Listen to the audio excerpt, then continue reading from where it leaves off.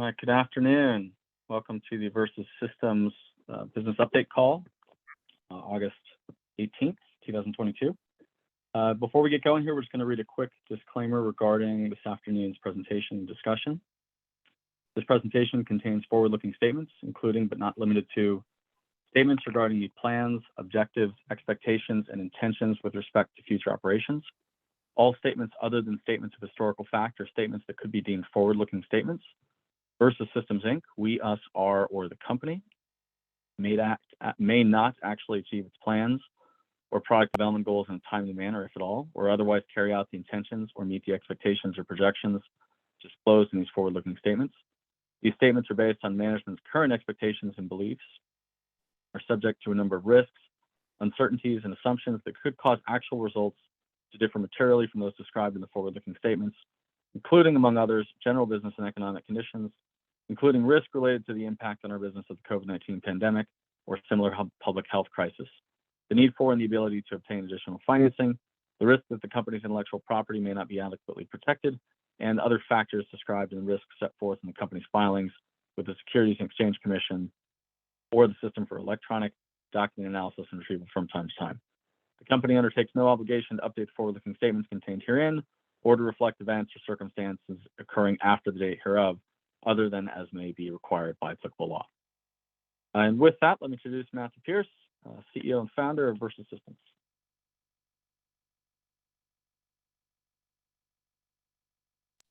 Thank you very much, Craig, and thank you for the disclaimer. Welcome to this investor update for August the 15th, 2022. We're going to be mostly talking about Q2 of 2022 this year, and we're going to be talking about it in three parts. First, we're going to talk a little bit about who we are and where we are and why it matters to try to give some context to the overall discussion. We're going to talk about the multi-billion-dollar opportunity that we're going after with interactive rewarded ads and experiences. And we're going to talk about how we're in a better position to do that today than we've ever been. Second, we're going to look back at our Q1 update and measure our ongoing performance against what we said we were going to do, both at the beginning of the year and at the end of Q1 3 months ago. The short version on that is that our revenues are up relative to last year. Our costs are down, and we are starting to see traction in key areas like streaming media and advertising. And we're very, very bullish on the rest of the year and particularly on 2023. And then finally, we're going to answer some questions that were sent in by shareholders and analysts. There were a lot, so we're going to get to a fraction of them, but I hope that that is sufficient to give you a sense, a flavor of where we are, not just with respect to Q2, but with the remainder of the year. And then Craig and I are always available for additional questions. Just call the fine folks at Gateway and you can get to us and we will make sure that you get what you need. So let's get to it. First, Versus is an emerging growth company that is focused on audience engagement. So we're going to talk a little bit about what we do, what that means, and how that's been growing, why we're excited about, sort of the work that happened in Q2 and the work that we're doing now to set us up for the remainder of 2022 and beyond. So the short version is we add interactivity and rewards to games and to live events, streaming media. We work with some of the biggest brands and some of the biggest media companies in the world to increase the time and the attention that audiences devote to our partners' content. We have a suite of interactivity and rewards products that improve the audience experience and make both the content and the branded reward more valuable. For audiences get more interactive, more personal, more contextual, more engaging, and more rewarding experiences. They get to play games while they're at their favorite events. They get to learn more about their favorite products. They get to play for rewards. They get to predict things that are going to happen in games or out in the rest of the world.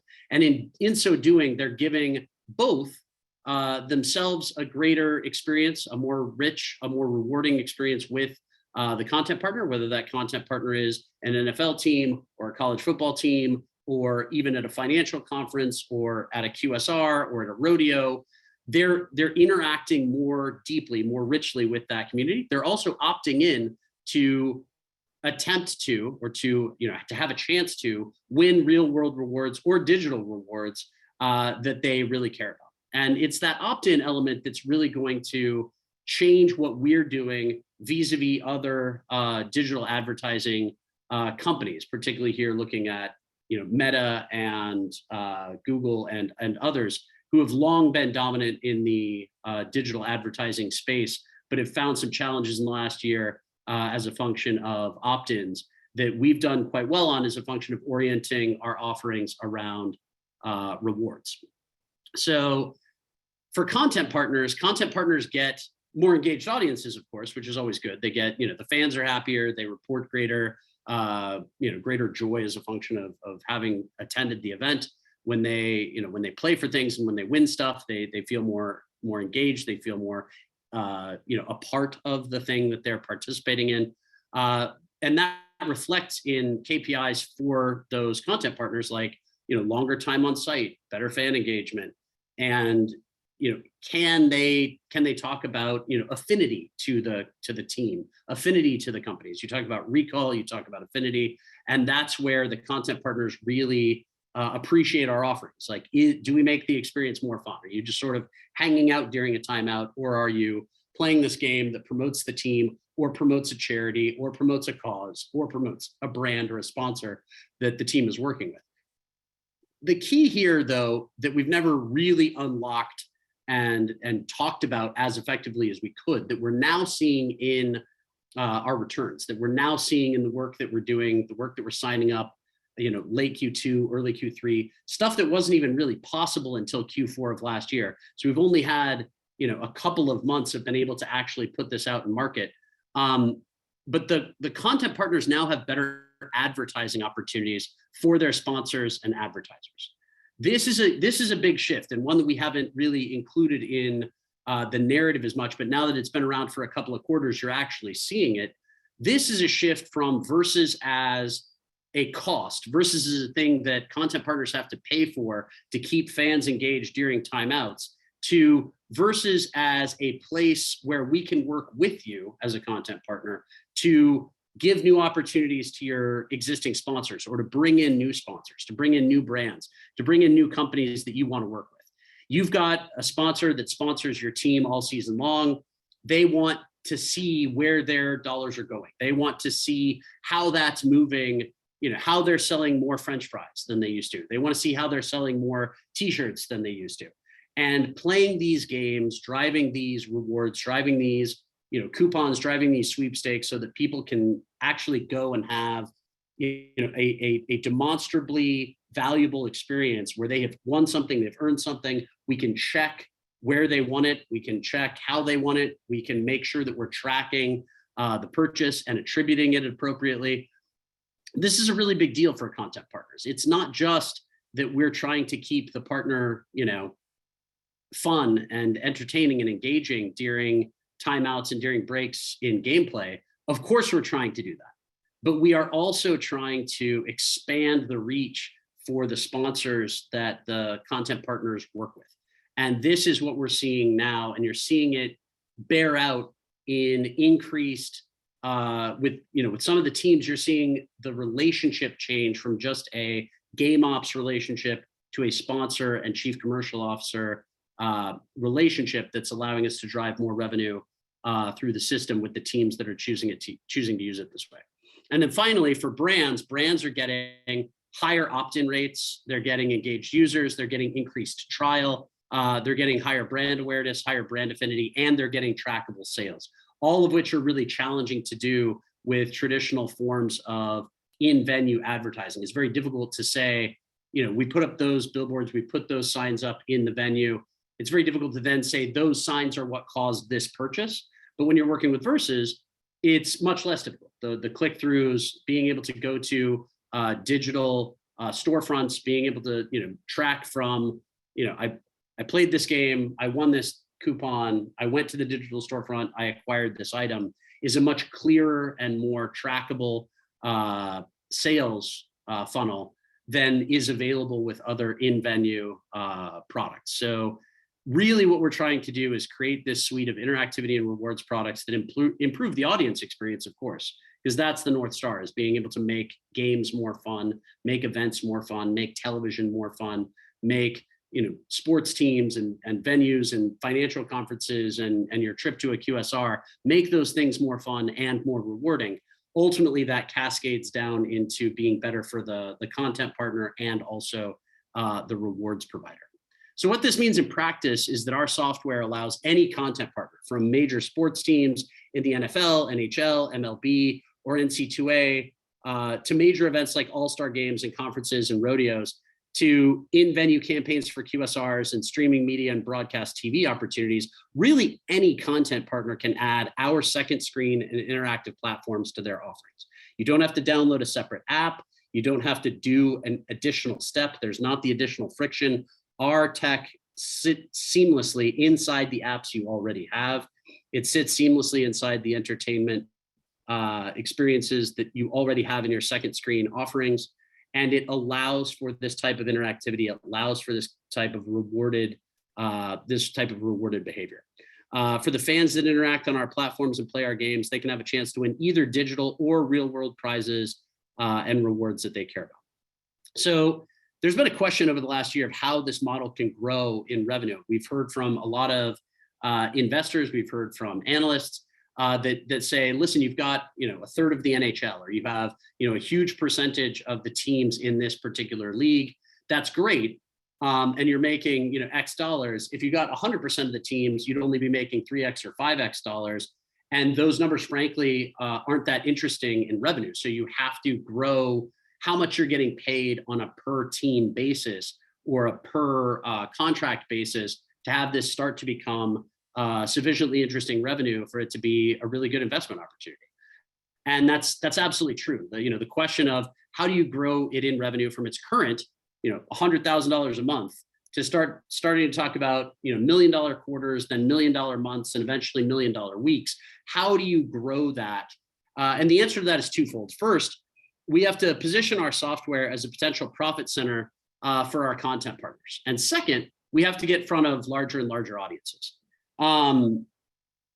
These two initiatives are going to allow us to increase the price or the captured value per deployment, and they're going to increase the quantity of those deployments. So you're impacting both the price and the quantity, and we're doing both as we speak.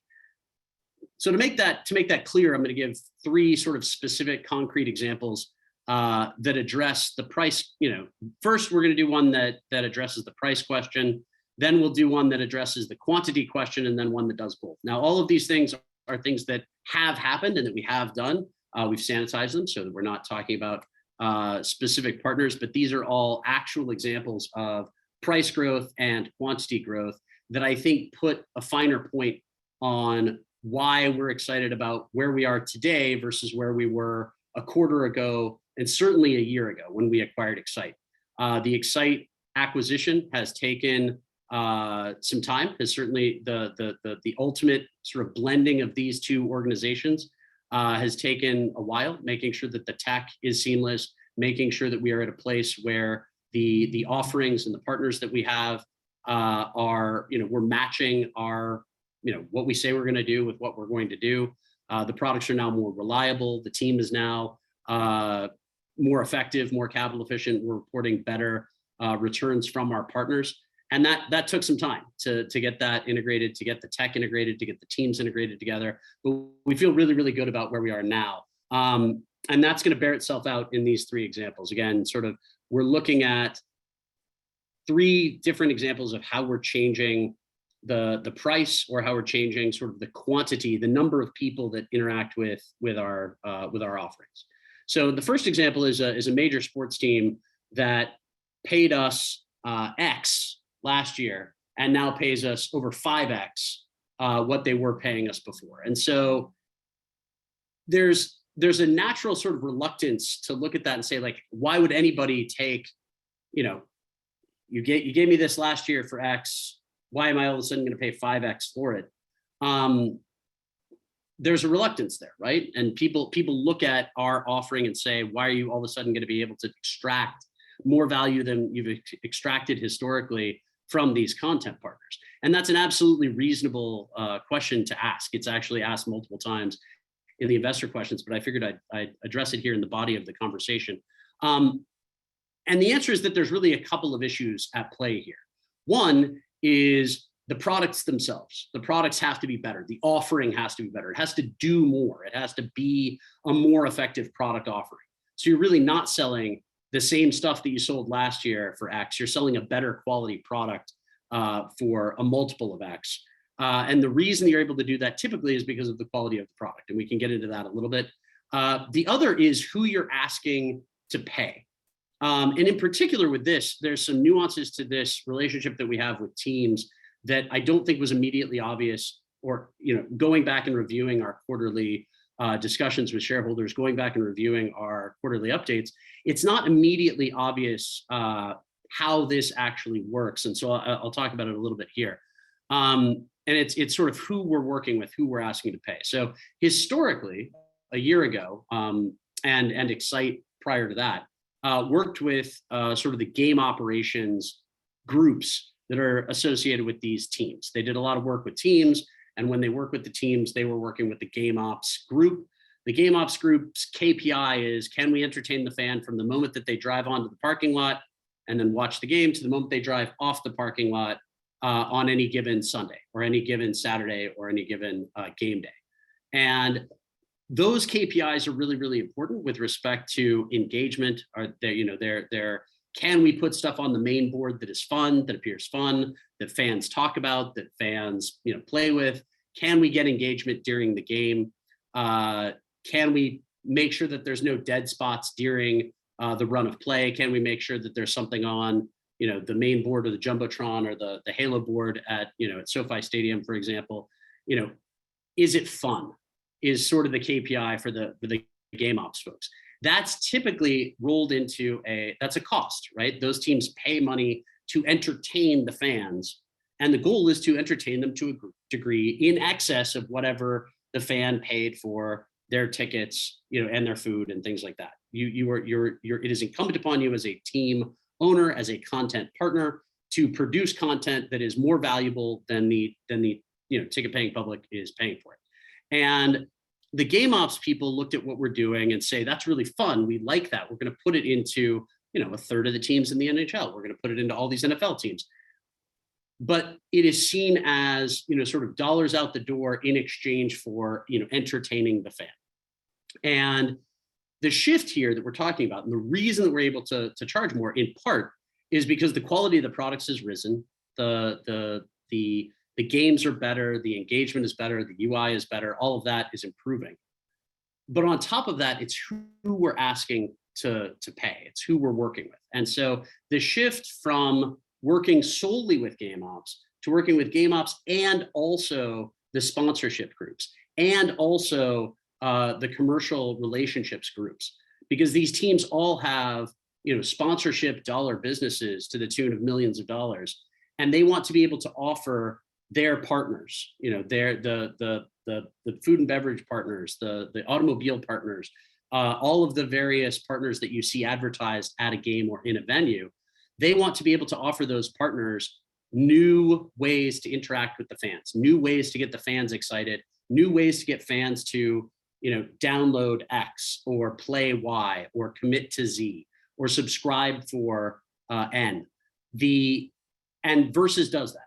Versus can very easily change the branding on a game to reflect that this game was brought to you by, Toyota or McDonald's, or was brought to you by a charity that the team supports.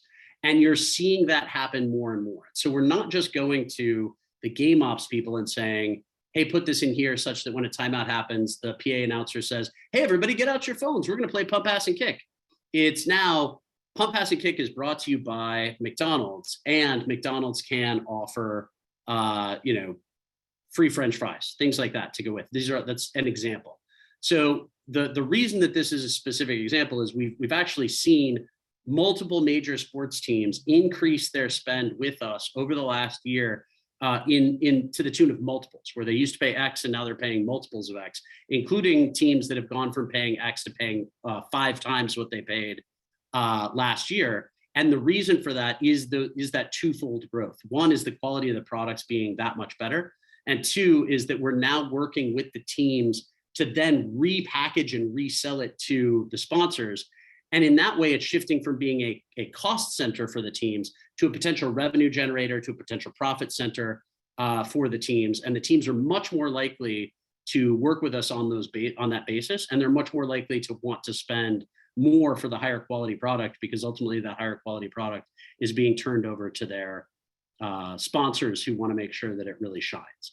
So I wanted to get into, I know that's taken up a fair bit of time, but I wanted to make sure that we really clearly addressed why this isn't just, we get more teams, therefore we get paid more. It's that each individual team has the opportunity to increase their spend with us and also still make more money than they were making before. So this is really a winner for us and for the content partner and for the brand. So the second specific example, and this one relates to the question of growth in quantity. What we're really trying to do here is add new verticals beyond in-venue sports, sports and entertainment that has been the bedrock of Excite, and then been the bedrock of Versus for the last year. We're growing beyond just the in-venue work.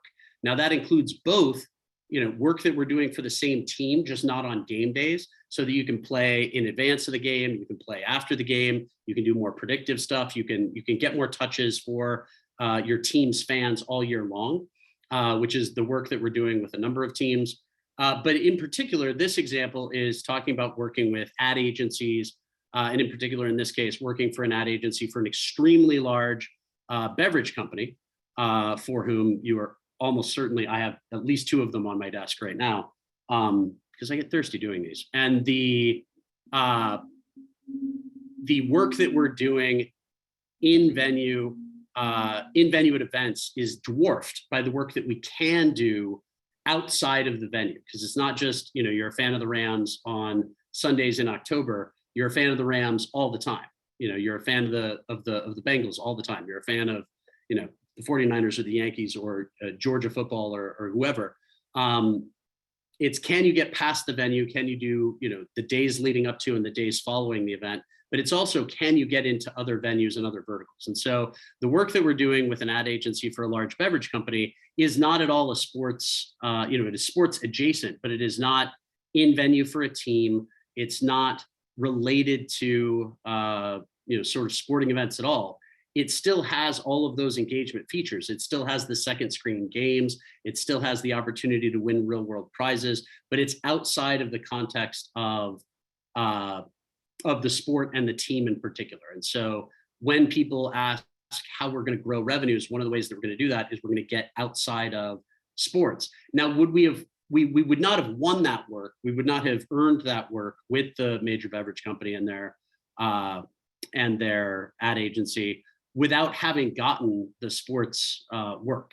The work that we're doing with the teams is still both the center of our revenue story and also the center of our credibility that then lets us expand beyond. But it's really important to look at all the different places where a person can be involved in a campaign at a venue where they can click, play, win. These activations are repeatable. These activations are scalable. And they open up the company to much, much larger opportunities simply because of how many more people we can reach.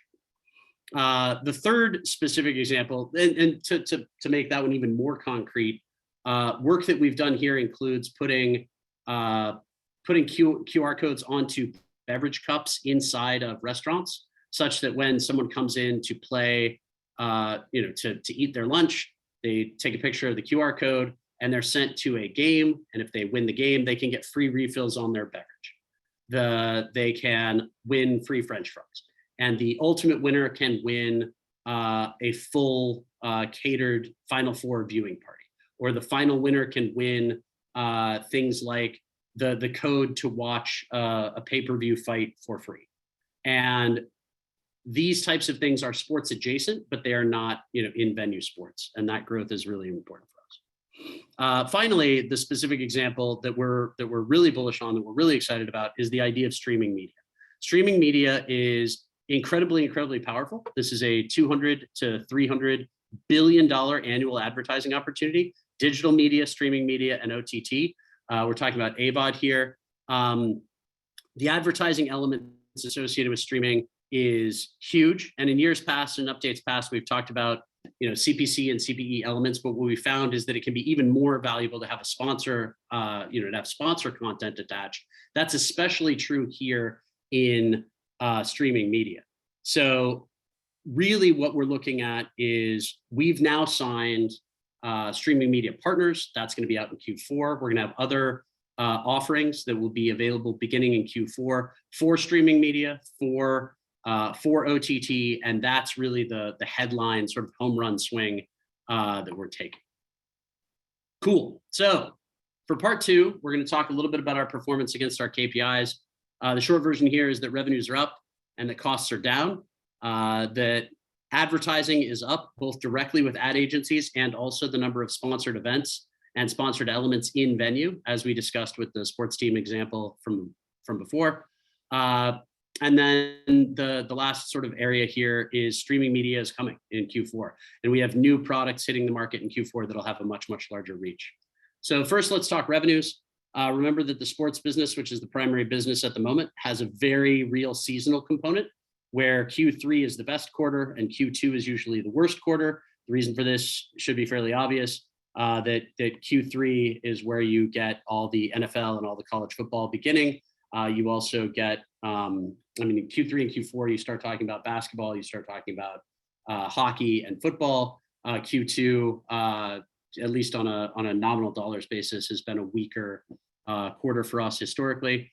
That said, revenues from Q2 2022 versus normalized revenues from Q2 2021, even when you normalize them for the whole quarter, because bear in mind that last year we acquired Excite during Q2, even normalized revenues from Q2 2021, we were up almost 20%. We were up 19% revenues from Q2 22 versus Q2 2021. So seeing revenues grow nearly 20%. It's partly a function of increased number of contracts, which moved up 27% over a year ago. Those contracts are also now more capital efficient, which requires fewer people to manage. So the margin, the unit economics on those are getting to be really nice because we don't have to have someone on call for every single game, every single event. We also don't have to send quite as many people to the events. So the increased number of contracts is up. But the costs to bring those products to market are also down. So we found some increased efficiencies and brought down costs by 6% over the course of the quarter compared to Q1 of this year. So revenues are up quarter over quarter this quarter versus last year's Q2, and costs are down. And then the next KPI is advertising. Two things have happened there. One, we're working with more ad agencies. This includes Ent and Innovative, both of whom we announced this quarter. We're also working with others that are putting us into campaigns for large venues with big brand name partners. They're small campaigns now, but they're growing. We've actually already seen repeat work that leads us to be very, very bullish on the rest of this year and on next year. So these aren't just sort of one-off campaigns. You're now seeing repeat campaigns come in from the same ad agencies, which is very, very exciting. And then streaming media, which is the goal, both in the quantity and the price elements. We're looking at getting into the $300 billion television and streaming advertising market, which is extremely important as we look at the growth of AVOD, or advertising video on demand, as separate from SVOD, which everyone thought was going to take over the world, and for a moment did take over the world. But now you've seen Netflix, HBO, Warner Brothers, even Disney announcing an advertising sponsored VOD. This area, AVOD advertising for OTT, AVOD advertising for television, is going to be one of the fastest growing environments in all of advertising over the next several years. And those companies need new technology. They need tech that's personal and contextual and rewarding. It's going to have to be technically different than previous eras of broadcast advertising. People consume it differently. It's not just going to be one to many. We're going to have to figure out a way to personalize those ads. And this is what Versus does very, very well, is the personalization and the rewarding elements of advertising fit very, very cleanly into AVOD offerings. And you're going to start to see that in Q4 and very much for the remainder of 2023. We're very, very excited about that opportunity. They're going to need to have opt-ins from their fans, from their viewers, from their audiences. And this is the real story of Versus for the next year. That's what we've been working for, is building out AVOD offerings for this explosion of AVOD opportunities. When you see Netflix, when you see HBO, Warner Brothers, Disney, these all having advertising-driven VOD, being able to have those ads be interactive, be gamified, be rewarding, that's the real story. So The revenues are increasing at in-venue events. The costs to support those revenues are decreasing, which is all good news. But the real swing that we're really trying to get to here is to change how ads are done online and in streaming media, not just in big stadiums when you're watching your favorite football team, but when you're at home watching TV, when you're at home watching scripted content or unscripted content, when you're at home watching sports, the opportunity to drive more personalization, context, interactivity, and rewards into those kinds of ads. That's the multi-billion-dollar opportunity. That's what you're betting on when you're betting on Versus, and you're already seeing that traction. The ad agencies are coming back for repeat business. We're signing up OTTs to start working with, even in Q4 of this year. And that's the story that you're going to see grow over the next year. The sports work that we're doing helps us to do those things. It helps us with the biggest teams and the biggest media companies in the world. It helps us work with their advertisers. We definitely wouldn't have gotten the advertising work that we've gotten without it. But this is the real opportunity. This is the multi-billion-dollar opportunity, and we're ripe to take it. The team we have is better than it's ever been. The tech we have is better than it's ever been. It's easier to use. It's more reliable. It produces better outputs for content and brand partners. And we're seeing more people gravitate to it. So better partners, better verticals. We're looking forward to Q3, to the rest of 2022, to 2023 and beyond at Versus Systems. And now let's get to some questions. So we've got a few here. First up, can you talk about pricing with at-venue customers? Have you been able to raise prices versus a year ago? The answer to that is yes. And you're seeing the reason for that. I sort of described it earlier, both by changing the quality of the offering, which we believe is considerably better than it was at this time last year, and also by changing who we're working with. What we had to do there was kind of change how the products are deployed, particularly as it relates to sponsorships. And when you can come in and say, your sponsor will partner with this, we're going to ask you to pay more for it. But you can actually go get that money rather than you paying us. Just go get, Anheuser-Busch or, company X or CPG, company Y or one of your other existing sponsors, basically to pay for it. What we found actually is that the teams are able to upsell it by quite a lot, right? So we've increased our prices, and then they pass those on to sponsors, and then they actually get some lift in the middle too. So even though we're increasing our pricing from our content partners, those content partners some of them are now making quite a bit more money than they would have made otherwise. So question 2, can you update us around capital? The company recently did a small raise. How likely are you to find your way back to markets this year? We're a growth stage company. We are always on the lookout for good opportunities, including capital on favorable terms. We're trying to always get capital on the best terms we can. We're opportunistic with respect to M&A. We're always on the lookout for companies that we could acquire. We're always looking to partner with companies. We're very bullish on partnerships that we currently have, including our partnership with Animoca, who participated in our round earlier this year. We're excited about anybody that we think can move the ball forward with capital or with strategic energy and effort. But this has always been true. That's always been true. So typically the day we close on a capital raise, we're out looking for money on the best terms we can get. So as long as we feel like it helps the team, as long as we feel like it helps the company, we will always be on the lookout for money on good terms. There's of course no guarantee that we're going to get it, but we're always looking for the right partners on the right terms. And then as for NASDAQ, yes, we're mindful of the requirements and we take those into account in our strategic planning always. Next question, can you provide some additional color on the Finster announcement and how you view the opportunity in the corporate space? Sure. If you think about what we offer a suite of tools for user engagement and improved experience. And so expecting improved experiences is as true for a fan in the stadium as it is for employees at work or for people that are going to conferences. And Finster used us as an engagement tool for an annual sales meeting of theirs. They wanted a more engaged, more attentive audience. And from our lens, there's a couple of elements to that opportunity. One, corporate events and conventions and this type of thing are less seasonal than sports are. So we're expecting that this can help us cut the revenue variance from quarter to quarter as it grows. We're always looking for new places where we can have verticals that offset certain seasonal elements in revenue from sports. And this is certainly one of them. Conventions do very well in Q2 when sports is soft. I mean, conventions do kind of pretty well all the time. There's actually some reporting out that suggests that more people go to conventions and corporate events than attend sporting events, and that the event business writ large is actually larger than in-venue sports attendance in terms of dollar value. But the idea here is that we're building more scalable products that can be placed in more places. That fan engagement doesn't just have to be about cheering for your favorite football team. It can also be about attending a convention and learning more about your industry. This decreases the revenue, the revenue variance from quarter to quarter as it grows. And then it also grows our potential market applications for straight top line revenue growth, right? Like the more places we put our products, the more money we make. So we're very early in developing that opportunity, but we expect it to keep growing year over year, particularly after successful deployments like we had with Finster.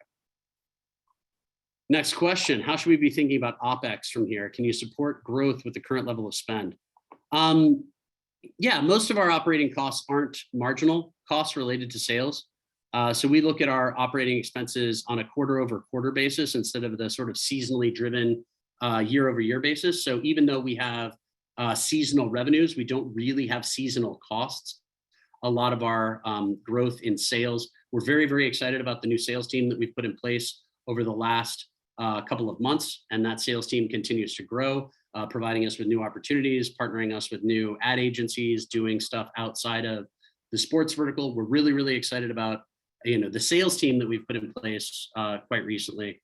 We're very pleased there, but the costs that we have as a company aren't really directly related to providing end user engagement. Certainly, and that's even getting better than it used to be with the products becoming more and more capital efficient.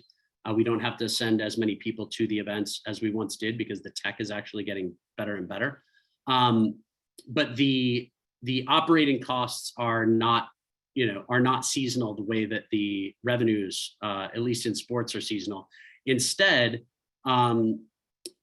we're seeing sort of in general our ability to grow revenues while maintaining improved costs. So yes, we expect to be able to grow, and continue to grow while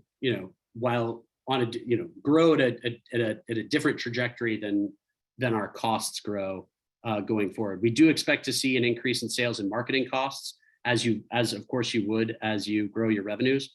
But hopefully what you're seeing is that the growth goes like this, or the growth in revenue goes like that, and the growth in cost goes like that.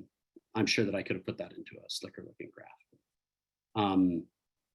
What are the key areas that you're working on for the coming year? The answer there is we're going to grow the business that we're in, and then we're going to get into new verticals. We're using the business that we're in now, the sports vertical, to help us get into the advertising vertical, to help us get into OTT. The OTT opportunity that we signed, our very first OTT, our very first television broadcaster, is a sports-oriented television broadcaster that we would not have gotten had we not had the sports growth. But really what we're trying to do over the course of the next year is grow into a broader group of content offerings and a broader group of advertisers who can use our service. In Q4, you're going to be able to see, so the next time we actually do one of these, we'll be updating Q3 in the middle of Q4.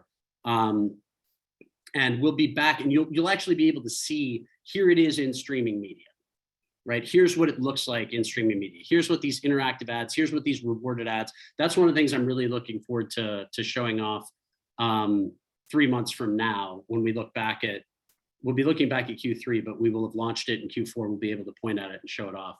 But that's going to be an important part of where we're going. Can we make our products more scalable? Can we make them more effective in streaming media? Can we make them more effective in OTT? So this is actually both technical and sales goals. Can you build products that have these characteristics? On the technical side, we're always looking to make our products more scalable. We're always looking to make them more reliable, always looking to make them more effective across live events, advertising, streaming media. We're also looking for them to have better outputs that are related to our partners' KPIs. Can we show brand affinity? Can we show engagement? Can we show click-through rate? Can we show transaction rates? So being able to put forth better technical products that actually produce those kinds of outputs is something that we're excited about. And then on the sales side, we're looking for new partners in every field. As I said, we're growing the sales team. We're really pleased with where the sales team is today, especially compared to where we were a year ago. I think that being able to go out and sell this product, not just to the teams, but to new brands, to new opportunities, to new verticals like conferences, like television, like streaming media. That's where we're headed for the next year is on a technical level, just make the products better and better. And on a sales level, sell it to more people that need it, produce more value than we've ever produced before and capture as much of that as we can. Sharing that with our partners, of course, because what we want is for them to think of working with Versus as a really rewarding experience, both, emotionally and because we're great people to work with, but also financially. We want them to use our products to make more money than they're currently making. So our goal is to continue to keep our focus on making events more fun and more engaging and more personalized and more contextual, and to make those games and products more rewarding. And that's what we're here to do. Yeah, I thought we were going to be able to pull this off in under 45 minutes, but sometimes it takes a little time. So I appreciate you guys taking the time. Thank you for joining us for our Q2 update on this August 15th, 2022. I look forward to seeing you in 3 months when we can talk about some of the work that we've done in Q3 and some of the new products that we're going to be releasing in Q4.